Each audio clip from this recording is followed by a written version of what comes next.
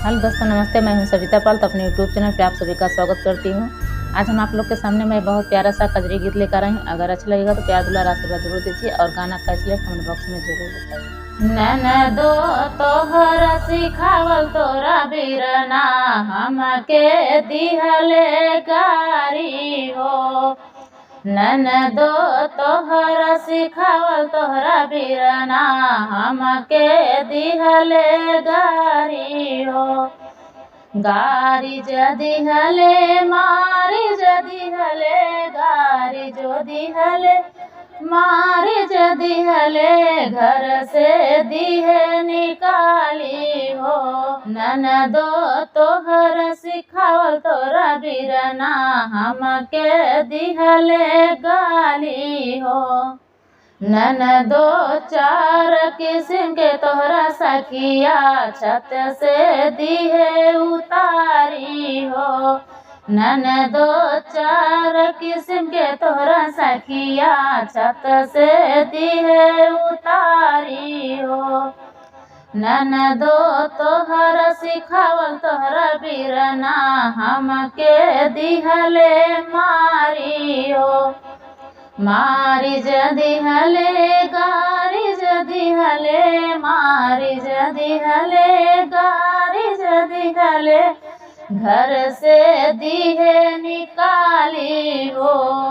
ननदो तोहर सिखावल तोहरा बीरना हमके दिहले गारी हो। चार किस्म के चार चूड़िया चार किस्म के चार चूड़िया चरमर दिहले फोरी हो। ननदो तोहर सिखावल तोहरा बीरना हमके दिहले गारी हो।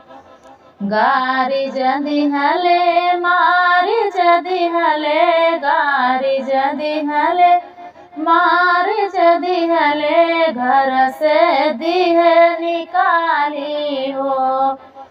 चार किस्म के चार चूड़िया चार किस्म के चार जसड़िया झट से दिहले फारी हो। चार किस्म के चार जसड़िया झट से दिहले फारी हो।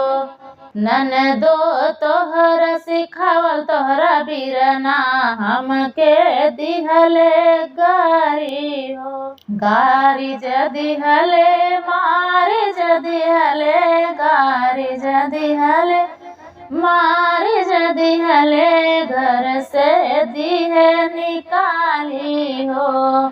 ननदो तोहर सिखावल तोहरा बीरना हमके दिहले गारी हो।